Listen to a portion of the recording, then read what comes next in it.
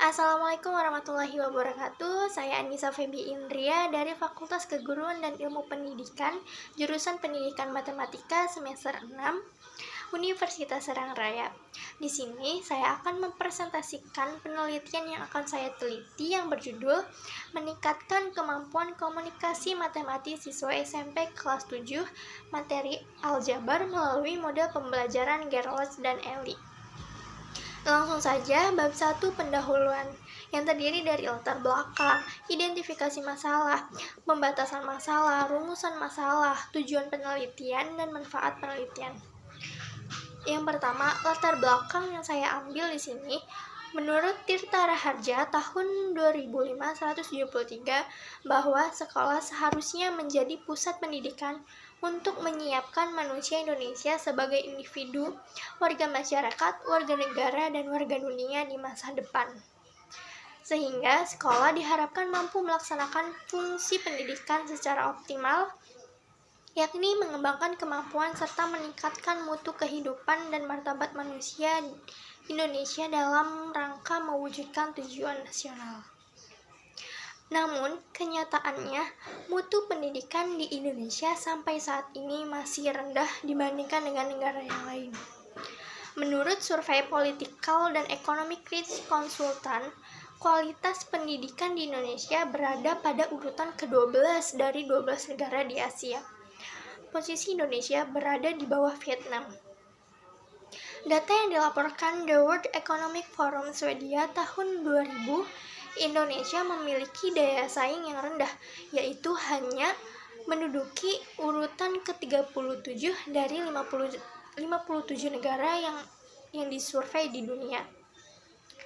Dari beberapa hasil penelitian internasional menunjukkan data kemampuan komunikasi matematis siswa dalam pembelajaran matematika masih jauh dari harapan.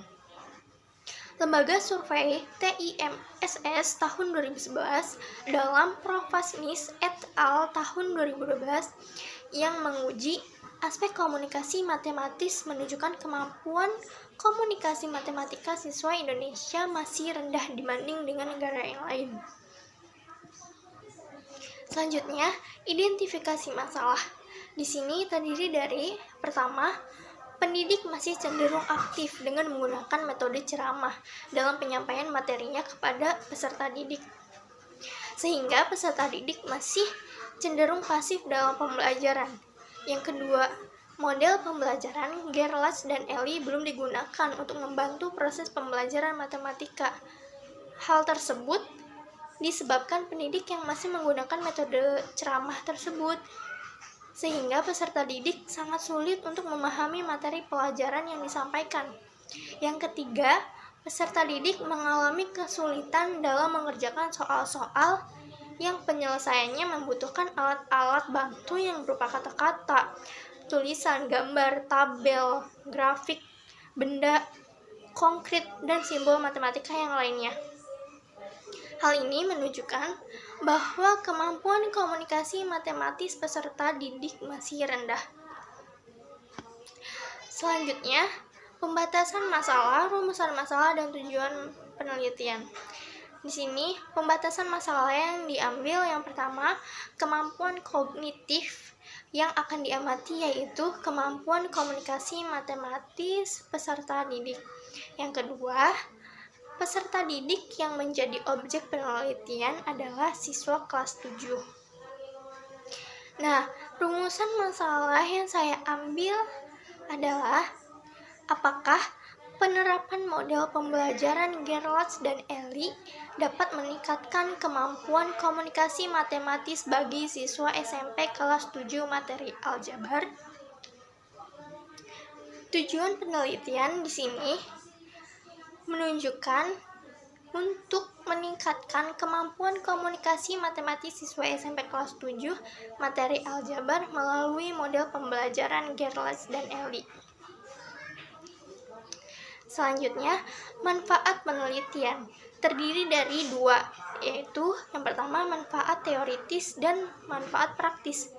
Manfaat teoritis di sini Yang pertama, memberikan kontribusi yang berdaya guna secara teoritis, metodologis, dan empiris bagi kepentingan akademik dalam bidang pengkajian pendidikan di tingkat menengah, khususnya di SMP atau MTS.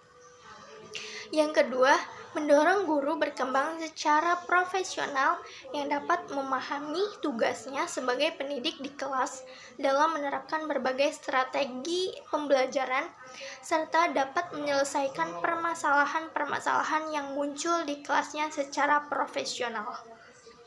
Kemudian, manfaat praktis. Di sini terdiri dari yang pertama, bagi siswa, mengembangkan potensi kecerdasan dan kreativitas siswa secara optimal sehingga prestasi dan hasil belajar matematika siswa mengalami peningkatan yang signifikan. Kemudian, bagi guru dapat mengimplementasikan model pembelajaran Gerlach dan Eley dengan benar untuk mencapai tujuan pembelajaran yang telah ditetapkan. Bagi sekolah, memberikan masukan, kontribusi yang bermanfaat dalam upaya peningkatan mutu pendidikan di sekolah yang bersangkutan. Kemudian bagi peneliti, bagi saya sendiri, dapat disajikan sebagai temuan awal untuk melakukan penelitian lanjut tentang penerapan model pembelajaran Gerlach dan Eley pada muatan matematika di institusi pendidikan lainnya. Nah, sekarang kita masuk ke bab 2 yang terdiri dari bab 2 kajian pustaka dan kerangka berpikir. Nah, kajian pustaka di sini kita akan membahas tentang kemampuan komunikasi matematis dan model pembelajaran Gerlach dan Eley. Pengertian dari kemampuan komunikasi matematis di sini menurut Muspikon tahun 2012 halaman 16, komunikasi merupakan kegiatan rutin setiap interaksi antara dua orang atau lebih. Pada hakikatnya, setiap kegiatan untuk memindahkan ide atau gagasan dari satu pihak ke pihak lain, baik itu antara manusia dengan alam sekitarnya, atau sebaliknya. Di situ akan terjadi proses komunikasi. Nah, komunikasi di sini melibatkan komunikator yang menyampaikan pesan kepada komunikan yang langsung memberikan respon secara aktif. Di sini selanjutnya model pembelajaran Gerlach dan Eley. Menurut Sagala, pada tahun 2008 halaman 65, model pembelajaran berupa kerangka konseptual yang melukiskan prosedur yang sistematis dalam mengorganisasikan pengalaman belajar peserta didik untuk mencapai tujuan belajar tertentu dan berfungsi sebagai pedoman bagi perancang pembelajaran dan guru dalam merencanakan dan melaksanakan aktivitas mengajarnya. Di sini ada beberapa hal yang harus dipertimbangkan guru dalam pemilihan model pembelajaran. Yang pertama, pertimbangan terhadap tujuan yang hendak dicapai. Yang kedua, pertimbangan yang berhubungan dengan bahan atau materi pembelajaran. Yang ketiga, pertimbangan dari sudut peserta didik atau siswa, yaitu kematangan siswa, minat, bakat, dan kondisi siswa, serta gaya belajar siswa. Dan yang keempat, pertimbangan lainnya yang bersifat non-teknis. Kemudian di sini kerangka berpikir. Kerangka berpikir ini mulai dari siswa SMP dengan melakukan model pembelajaran Gerlach dan Eley untuk mengetahui kemampuan komunikasi matematisnya dan selanjutnya ref-regulat siswa. Nah, sekarang kita lanjut ke bab 3, metodologi penelitian. Nah, di sini jenis penelitian yang saya ambil yang digunakan adalah penelitian pre-eksperimental desain dengan jenis one group, pretest, dan post-test. Kemudian pendekatan penelitian yang saya ambil Yang digunakan adalah dalam penelitian ini pendekatan kuantitatif dengan rancangan pretest dan posttest, control group design yang menggunakan kelas eksperimen dan kelas kontrol. Nah, populasi yang saya ambil dalam penelitian ini adalah siswa SMP kelas 7. Dan sampel pada penelitian ini ialah 30-80 peserta didik kelas 7 SMP. Selanjutnya, teknik pengumpulan data. Yang pertama itu observasi, yang kedua wawancara, yang ketiga tes, dan yang terakhir kuesioner. Nah, observasi ini digunakan untuk menilai tingkah laku individu atau proses terjadinya sesuatu kegiatan yang dapat diamati baik dalam situasi yang sebenarnya maupun dalam situasi buatan. Kemudian wawancara di sini digunakan untuk menggali informasi dari pendidik dan peserta didik tentang proses pembelajaran matematika di SMP. Nah, selanjutnya tes itu digunakan untuk mengetahui peningkatan kemampuan komunikasi matematis peserta didik pada penerapan model pembelajaran Gerhardt dan Ellie. Nah, di sini tesnya itu dalam bentuk pretest dan posttest. Kemudian kuesioner dilakukan setelah seluruh pembelajaran dalam penelitian ini selesai. Selanjutnya, teknik uji validitas dan reliabilitas instrumen. Yang pertama itu uji validitas. Uji validitas di sini merupakan sebuah tes dikatakan valid apabila tes tersebut mengukur apa yang hendak diukur. Nah, di sini uji validitas adalah suatu instrumen pengukuran dikatakan valid jika instrumen dapat mengukur sesuatu yang hendak diukur, sebagaimana yang dikemukakan oleh Scarvia B. Anderson bahwa a test is valid it measures what is purpose to measure. Selanjutnya, reliabilitas instrumen. Reliabilitas tes diukur berdasarkan koefisien reliabilitas dan digunakan untuk mengetahui tingkat keajegan suatu tes. Untuk menentukan tingkat reliabilitas tes digunakan menggunakan metode Wooder-Richardson. Nah, reliabilitas instrumen ini berhubungan pada kepercayaan. Suatu tes dikatakan memiliki tingkat kepercayaan yang tinggi jika tes itu dapat memberikan hasil yang utuh. Selanjutnya, teknik analisis data. Menurut Meleong, dalam Hasan tahun 2002 mengungkapkan bahwa analisis data adalah proses pengorganisasian dan mengurutkan data ke dalam pola, kategori, dan satuan dasar sehingga dapat ditemukan tema dan dapat dirumuskan hipotesis motivasi seperti sasaran data.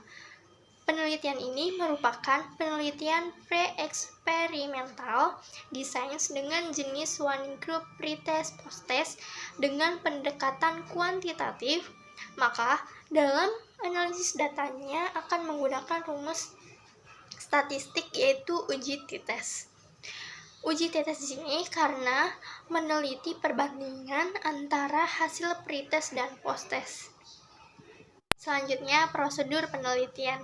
Yang pertama, tahap persiapan. Yang kedua, tahap pelaksanaan. Dan yang ketiga, tahap analisis data. Nah, tahap persiapan di sini terdiri dari pertama, identifikasi permasalahan.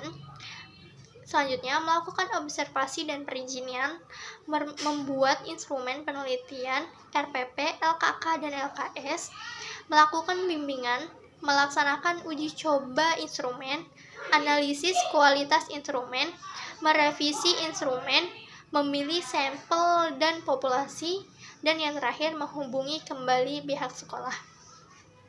Selanjutnya, tahap pelaksanaan. Yang pertama, memberikan pretest kepada kelas eksperimen dan kontrol.